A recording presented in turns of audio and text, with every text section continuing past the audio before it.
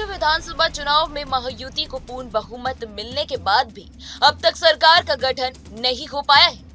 किसके सिर पर सीएम का ताज सजेगा, इसको लेकर अब तक सस्पेंस बरकरार है। हालांकि ये तो तय हो चुका है कि बीजेपी से ही कोई मुख्यमंत्री बनेगा। तो वहीं दूसरी तरफ महाराष्ट्र विधानसभा चुनावों के परिणाम आने के बाद से देवेंद्र फडणवीस मुख्यमंत्री की दौड़ में सबसे आगे नजर आ रहे हैं। महायुति सरकार के शपथ ग्रहण की तारीख और समय निश्चित होने के बाद ये माना जा रहा है कि देवेंद्र फडणवीस ही राज्य के अगले सीएम होंगे। तो वही देवेंद्र फडणवीस के नाम पर मुहर लगने के संकेत अब बीजेपी नेता ने भी दे दिए। जी हां, एक बीजेपी नेता ने दावा कर दिया है कि महाराष्ट्र के सीएम पद पर देवेंद्र फडणवीस का नाम तय हो चुका है। तो पिछली सरकार में फडणवीस डिप्टी सीएम बने थे। तो वहीं अगर देवेंद्र फडणवीस महाराष्ट्र के नए सीएम की शपथ लेंगे तो वही तीसरी बार मुख्यमंत्री वो बन जाएंगे। तो वहीं पहली बार 2014 में राज्य के सीएम वो बने थे। इसके बाद उन्होंने 5 साल का कार्यकाल पूरा किया था। वो ऐसे करने वाले राज्य के दूसरे सीएम हैं। 2019 में वो हालांकि सिर्फ 5 दिन सीएम रहे थे और फिर उन्होंने अजित पवार के एनसीपी में लौट जाने के इस्तीफा दे दिया था। फडणवीस राज्य बीजेपी का सबसे बड़ा चेहरा है।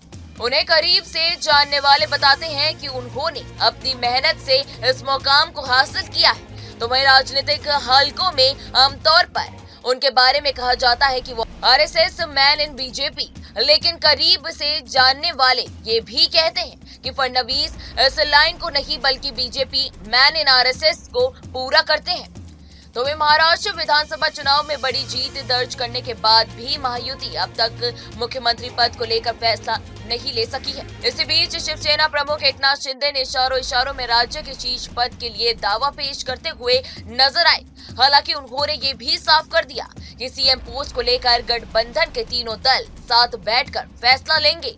अब तक संकेत मिल रहे थे कि पोस्ट भारतीय जनता पार्टी ने खाते में जा चुकी है। तो महाराष्ट्र बीजेपी ने ऐलान किया है कि नई सरकार 5 दिसंबर को मुंबई के आजाद मैदान में शपथ लेने वाली है। इस बयान के एक दिन बाद कार्यवाहक मुख्यमंत्री और साथ ही शिवसेना अध्यक्ष एकनाथ शिंदे ने एक बार फिर शीर्ष पद पर उनकी वापसी के लिए एक मजबूत पिच रख दी। शिंदे ने कहा कि उन्होंने एक आम आदमी के रूप में काम किया है, इसलिए आम आदमी को लगता है कि उन्हें ही सीएम बनना चाहिए। उन्होंने भाजपा के केंद्रीय नेतृत्व को यही याद दिलाया है कि उनके नेतृत्व में विधानसभा चुनाव सफलतापूर्ण लड़ा गया है। हालांकि उन्होंने दोहराया कि उनकी पार्टी प्रधानमंत्री नरेंद्र मोदी और साथ ही गृह मंत्री अमित शाह के जरिए किए गए फैसले को समर्थन जरूर देगी।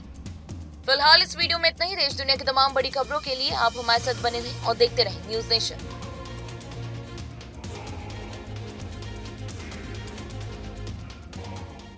न्यूज नेशन अब व्हाट्सएप पर खबरों के ताजा अपडेट के लिए न्यूज नेशन के इस क्यूआर कोड को स्कैन करें।